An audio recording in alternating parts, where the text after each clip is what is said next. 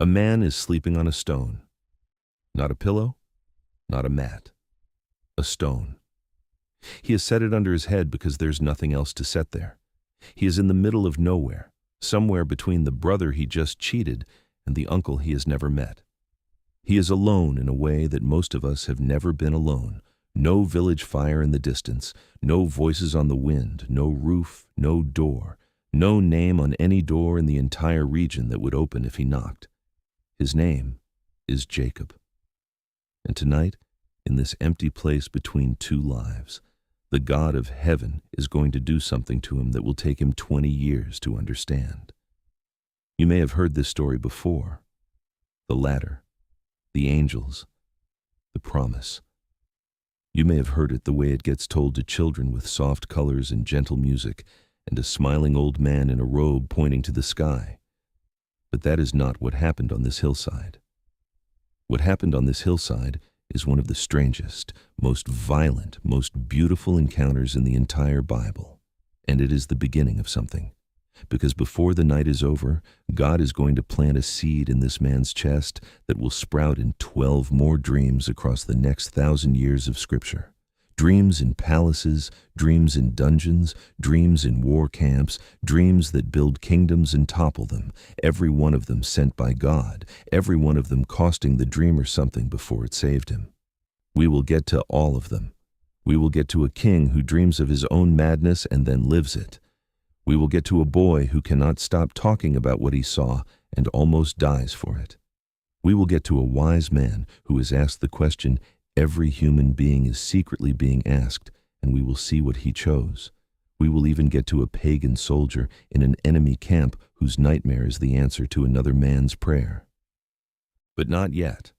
First, the stone. The Hebrew word the writer uses for what Jacob does that night is vayakolam. It does not just mean he dreamed, it means something closer to he was made to see. The dreamer is passive. Something is being shown to him. The picture is not his. The picture is God's, and the man is just the place where it lands. And what lands on Jacob is a ladder.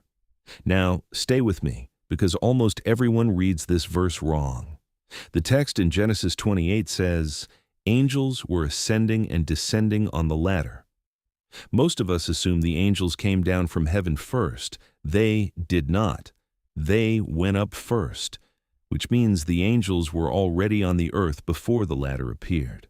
They were walking with Jacob in the wilderness, and he did not know it. He thought he was alone. He was not alone. You have been there. You have had nights like this, the kind of night where the bed is empty and the room is silent, and you are sure that whatever God is, he is somewhere else, in some other person's life, in some other person's prayers. And then something happens.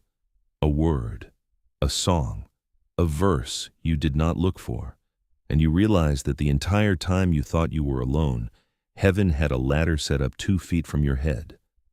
At the top of this ladder is God himself. And what he says to a man who has just stolen his brother's birthright and lied to his blind father is, astonishingly, not a rebuke. It is a promise. I am with you. I will keep you wherever you go. I will not leave you until I have done what I have spoken to you. Jacob wakes up shaking. The Hebrew word for what he feels is yar, and it means more than ordinary fear. It means standing in awe with shaking knees. He says one of the most quoted lines in the entire Bible. Surely the Lord is in this place, and I did not know it. Then he does something strange. He takes the stone that was under his head, the hard, cold, uncomfortable stone, and he stands it up on its end. He pours oil on it. He calls the place Bethel, the house of God. The thing that hurt him became the altar. Remember that, because every dreamer in this story is going to have a stone of his own, and every one of them, eventually, is going to have to set it on its end. 60 years pass. The man who slept on the stone has grown old. He has wrestled an angel. He's been given a new name, Israel.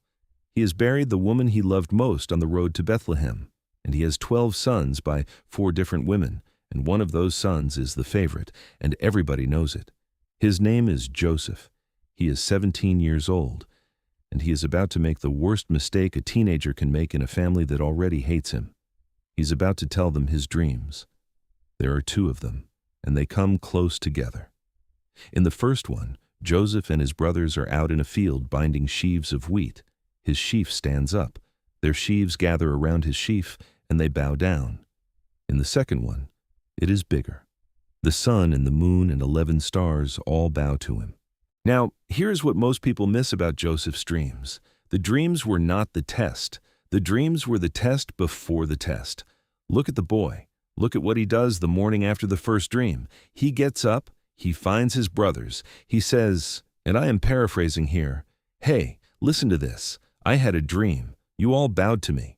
He says it out loud, to the men who already resent him for the coat his father gave him, to the men who already cannot speak a kind word to him, because Genesis tells us so in plain language. And then, after he sees their faces, he does it again. He has the second dream, and he tells them that one too. And he tells his father. And the text says even his father, even Jacob the dreamer himself, rebukes him this time. Joseph does not know what he is holding. He is holding a sealed envelope from God, and he is reading it out loud in the middle of a knife fight. The Jewish historian Josephus, writing in the 1st century, confirms what the text only hints at. He says the brothers understood the dream perfectly. They did not need an interpreter. They knew exactly what God was telling Joseph, that one day they would kneel to him. And Josephus says that is precisely why they decided to kill him. Not because the dream was unclear, because it was too clear. So they take him. They strip the colored coat off his back. They throw him into a dry pit in the wilderness. They sell him to a caravan of Ishmaelite traders headed for Egypt. They dip his coat in goat's blood and carry it home to their father and let the old man believe a wild animal has eaten his favorite son. This is what Joseph's dream costs him on the front end: his coat, his family, his country, his freedom. 17 years old and already a slave in a foreign empire whose language he does not speak. Here is what nobody tells you about prophetic dreams. They almost never deliver you straight to the destination. They almost always deliver you, first, to the pit. Joseph is bought by a man named Potiphar, who is the captain of Pharaoh's guard. He works hard, he rises, he becomes the manager of the entire household. And then Potiphar's wife notices him, and she wants him, and he refuses her, and she lies. And Joseph goes from a pit in the wilderness to a pit in Egypt, a royal prison full of men who have offended the king. He is now 28 years old. He has been in slavery or in prison for almost half his life, and as far as he can tell, the dreams from when he was 17 are dead. And then one night, 2 men are thrown into his cell. One of them is the king's cupbearer, the other is the king's baker. And in the morning, Joseph sees their faces and asks the strangest question. He says, "Why do you look so sad today?" They tell him. They each had a dream, and there is no interpreter in the prison. And Joseph, the boy whose own dreams ruined his life, says 9 words that will change everything. Do not interpretations belong to God? Tell me them. Pay attention to this.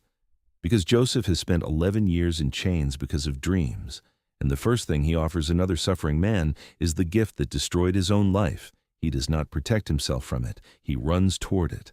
The cupbearer's dream is about a vine with 3 branches that bud, blossom, and produce grapes. Joseph tells him, "In 3 days you will be restored to your office." The baker's dream is about 3 baskets of bread on his head, and the birds come and eat from the top basket. Joseph tells him, "In 3 days Pharaoh will hang you, and the birds will eat your flesh." 3 days later, it is Pharaoh's birthday. The cupbearer is restored. The baker is hanged. And the cupbearer, the man who owes Joseph his life, walks out of the prison and forgets him. 2 years. Think about that for a second. 2 years is a long time to wait for somebody who promised they would remember you. 2 years is enough time to give up on a person. 2 years is enough time to give up on God. And then Pharaoh has a dream. The most powerful man in the known world wakes up in the middle of the night, shaking. He has seen 7 cows come up out of the Nile, fat, sleek, well-fed, and after them 7 more cows, gaunt, ugly, starved, and the thin cows eat the fat ones. He wakes up, he falls back asleep, and the dream comes again, Only this time it is 7 heads of grain, full and good, growing on one stalk. And then 7 more heads, thin, scorched by the east wind. And the thin heads swallow the full ones. Pharaoh is the god-king of Egypt. He is worshipped by an entire civilization, and he is terrified. He calls every magician in the land, every wise man, every dream interpreter who has trained his entire life for exactly this moment. And not one of them, not one, can tell him what the dream means. And then the cupbearer remembers. He stands up before Pharaoh and says, "I remember my faults this day." He tells the king about a young Hebrew in the prison. Pharaoh sends for him. They shave Joseph's head. They give him fresh clothes. They walk him out of the dungeon and up the stone steps into the throne room of the most powerful man on earth. And the first thing Joseph says to Pharaoh is not, "Thank you for getting me out." The first thing he says is, "It is not in me." God will give Pharaoh an answer of peace. He has not forgotten where the dream comes from. Joseph tells Pharaoh, 7 years of plenty, then 7 years of famine. Store the grain, appoint a wise man, save your people. And Pharaoh looks at the 30-year-old former prisoner standing in front of him and says, "Can we find such a one as this, in whom the Spirit of God is?" He puts his own ring on Joseph's finger. He dresses him in linen. He puts a gold chain around his neck. And he makes him second only to himself in the entire empire. The Talmud has a line about all of this that has stayed with the Jewish people for 2,000 years. A dream uninterpreted is like a letter unread. Pharaoh's dream had been in his head for one night. It had nearly broken him in one night, and without Joseph, it would have stayed sealed forever, and the famine would have killed millions. But here's the part that should stop you in your tracks. Joseph's own dream, the boy's dream, the sheaves and the stars, has been waiting in the silence for 13 years, sealed, unopened, mocked, buried, and now, in the same week that Pharaoh's dream is interpreted, the door to Joseph's own dream finally cracks open. Because the famine that is coming will drive his brothers down out of Canaan, down into Egypt, down to the feet of a man they will not recognize, and they will bow, every sheaf, every star. God did not forget the dream he gave a 17-year-old boy in a hill country 2 countries away. He was just waiting for the famine. Now move forward in time. About 400 years, the slaves Joseph's family became have been freed. Moses has come and gone. Joshua has come and gone. The judges have ruled and failed. Saul has ruled and failed. David has built a kingdom and died, and his son sits on the throne. His name is Solomon. He has just inherited the largest, richest, most complicated kingdom Israel will ever have. And he goes up to a high place at a town called Gideon to offer 1,000 burnt offerings to God. And that night, in the smoke of all those sacrifices, God comes to him in a dream, and God says one of the most dangerous sentences in the entire Bible. "Ask what I shall give you." Stop and feel the weight of that for a moment. The maker of the universe is standing inside a man's dream, offering him a blank check. Whatever you want, name it. It is yours. What would you ask for? Be honest. Sit with the question. Because most of us, if we are telling the truth, would ask for something we already know we want. Money, a name, a person, a door to open, a door to close. Healing for somebody we love. Vindication against somebody we don't. Solomon asks for none of those things. He says, "I am but a little child. I do not know how to go out or come in. Give your servant an understanding heart to judge your people, that I may discern between good and evil." And God says, "Because you have asked this thing, and have not asked for long life, neither have asked riches for yourself, nor have asked the life of your enemies, I have given you a wise and an understanding heart, so that there has been none like you before you, neither shall any arise like you after you." And then God says something that nobody expects. He says, "And I have also given you that which you have not asked, both riches and honor." The miracle is not what Solomon asked for. The miracle is what Solomon did not ask for. Because the man who asks God for wisdom gets wisdom and the kingdom. The man who asks God for the kingdom gets neither. This is what almost every dream in the Old Testament is doing, underneath the surface. It is asking the dreamer the same question. Who are you when nobody is watching? What do you want when you think no one can hear you ask? And the dream is the answer. We have to go back in time again, back before Solomon, back before David, back before there is a king in Israel at all. There is a man hiding in a winepress. A winepress is a hole in the rock. It is where you crush grapes. It is not where you thresh wheat, because threshing wheat needs wind, and a hole in the rock has no wind. But this man is threshing wheat in a winepress anyway.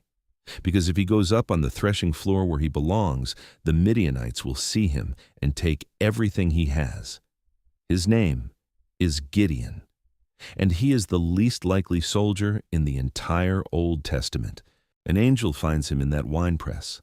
The angel calls him Gibber Hechael, mighty man of valor. Gideon almost laughs. He says, "If God is with us, why has all this happened? My family is the poorest in Manasseh, and I am the least in my father's house. But God does not pick the strong. God picks the hidden, and he tells Gideon to gather an army and go fight the Midianites. So Gideon does. He gathers 32,000 men, and then God says, 'Too many.' So God sends home everyone who is afraid. 22,000 leave, 10,000 stay.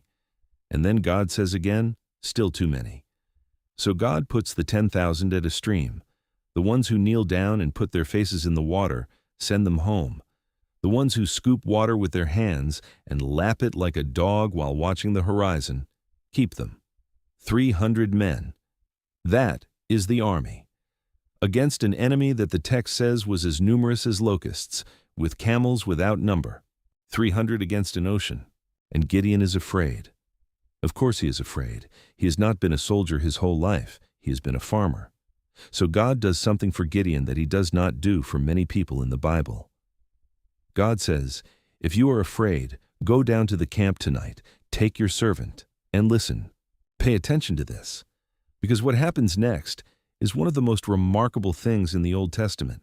God is about to speak to Gideon through the dream of an enemy soldier.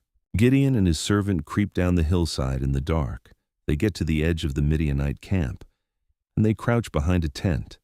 And on the other side of the cloth, two soldiers are talking, and one of them is saying, "I had a dream. A loaf of barley bread came tumbling into the camp of Midian, and it struck the tent, and the tent collapsed, turned upside down, and lay flat." And the other soldier, a man whose name we will never know, a pagan who has never heard of the God of Israel, answers him with the right interpretation. He says, "This is nothing other than the sword of Gideon, the son of Joash, a man of Israel. Into his hand God has delivered Midian and all the camp." Gideon hears it, and the text says he bowed himself down, right there, in the dirt, behind the tent, in the dark. He worshipped.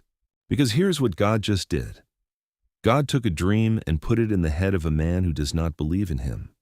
And God gave the interpretation to the man's friend, who also does not believe in him. And God used those two pagan soldiers to preach a sermon to the one Israelite who needed it most. Barley bread. That is what Gideon's people ate. Barley was the poor man's grain. Wheat was for the wealthy. The dream did not say a sword came rolling into the camp. The dream did not say an army came marching in. The dream said a loaf of poor man's bread came tumbling down the hill and flattened an empire. That is who Gideon was. That is what God was going to do through him. And the only people in the entire valley who knew it before the battle started were two enemy soldiers who happened to fall asleep in the wrong tent. There is a pattern forming here. Have you seen it yet? Jacob's dream came to him when he was running away from his crime. Joseph's dream came to him when he was 17 and arrogant. Pharaoh's dream came to him when he was the most powerful man on earth and did not know what to do with the next 7 years. Solomon's dream came to him on the night he offered 1,000 sacrifices and admitted he was a little child. And Gideon's dream came to him through a stranger because he could not believe it from God directly. Every dream is custom made. The God who sends them knows exactly what the dreamer can hear and exactly what he cannot hear and exactly which voice to put the message in so it will land. Sometimes that voice is an angel on a ladder. Sometimes it is a sheaf of wheat. Sometimes it is a fat cow eating a thin one. Sometimes it is the voice of an enemy soldier behind a tent in the dark. And sometimes, as we are about to see, it is a tree the size of the world with a voice from above the tree that says, "Chop it down. Move forward in time again." About 400 more years. The kingdom Solomon inherited has split in two. The southern half, Judah, has been swallowed by Babylon. The temple Solomon built is rubble. The walls of Jerusalem are rubble. And the smartest, strongest, most promising young men of Judah have been marched in chains across the desert and put to work in the palace of the most powerful king on earth. His name is Nebuchadnezzar. He rules everything from the Nile to the mountains of Persia. He has built a city with walls so wide that 2 chariots could pass each other on top of them. He has melted down the gold of the temple of God to plate the walls of his own throne room. And one night, in the 2nd year of his reign, this man, this God king who has crushed every army he has ever faced, has a dream so terrible he cannot remember it. He wakes up shaking. He calls his magicians, his astrologers, his Chaldean wise men. And he says something that no king in history has ever said before. He says, "Tell me my dream, and then tell me what it means." They protest. They say, "O king, no man on earth can do this. Only the gods could do this, and the gods do not live with flesh." Nebuchadnezzar is not interested in their excuses. He orders every wise man in Babylon to be executed, including the young Hebrews who serve in his court, including a man named Daniel. Daniel hears the death sentence, and he does not panic. He goes to his friends, Hananiah, Mishael, Azariah, the 3 boys who will later be thrown into a furnace and walk out untouched, and he asks them to pray. And that night, the dream is revealed to Daniel in a vision. He goes before the king, and he says, "The secret which the king has demanded cannot the wise men show unto the king, but there is a God in heaven that reveals secrets, and he has made known to King Nebuchadnezzar what shall be in the latter days." Then Daniel tells him the dream. "You saw a great image. Its head was of fine gold, its breast and arms of silver, its belly and thighs of bronze, its legs of iron, its feet were part iron and part clay. And as you watched, a stone was cut out, without hands, and that stone struck the image on its feet.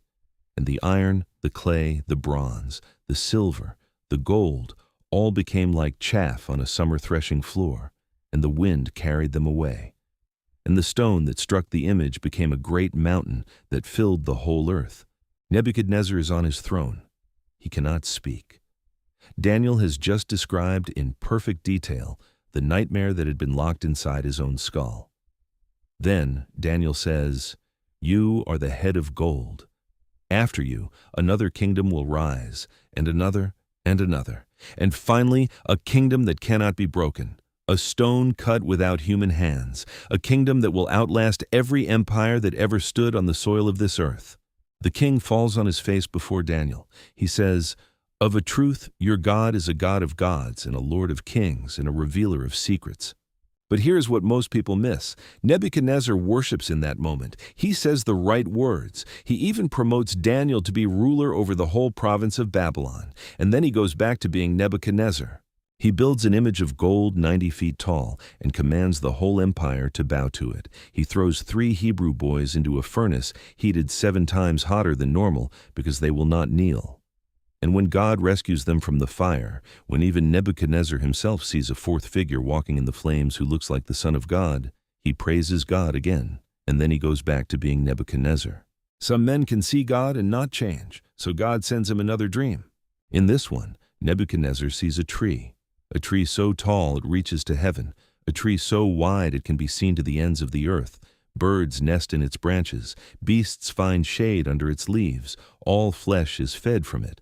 And then a watcher, a holy one, comes down from heaven and cries out, "Chop down the tree, cut off its branches, shake off its leaves, scatter its fruit, but leave the stump in the earth, bound with a band of iron and bronze, and let his heart be changed from a man's heart, and let a beast's heart be given to him, and let 7 times pass over him." The king calls Daniel, and Daniel is silent. He is troubled. He does not want to interpret this one. The king has to push him. And finally Daniel says, "My lord, the dream be to them that hate you, and the interpretation to your enemies." "You are the tree," Daniel says. "You are the tree, and the tree is coming down. You will be driven from men. You will eat grass like an ox. The dew of heaven will wet your body, and 7 seasons will pass over you, until you know that the Most High rules in the kingdom of men." Daniel begs him, "O king, let my counsel be acceptable to you. Break off your sins by righteousness and your iniquities by showing mercy to the poor." The king does not listen. He has heard the dream. He has heard the interpretation, and like every dreamer who refuses to be changed by what he has seen, he goes back to his palace. 12 months later, Nebuchadnezzar is walking on the roof of the palace of Babylon. He looks out over the city and says these exact words, "Is not this great Babylon that I have built by the might of my power and for the honor of my majesty?" The word is still in his mouth. The text says that.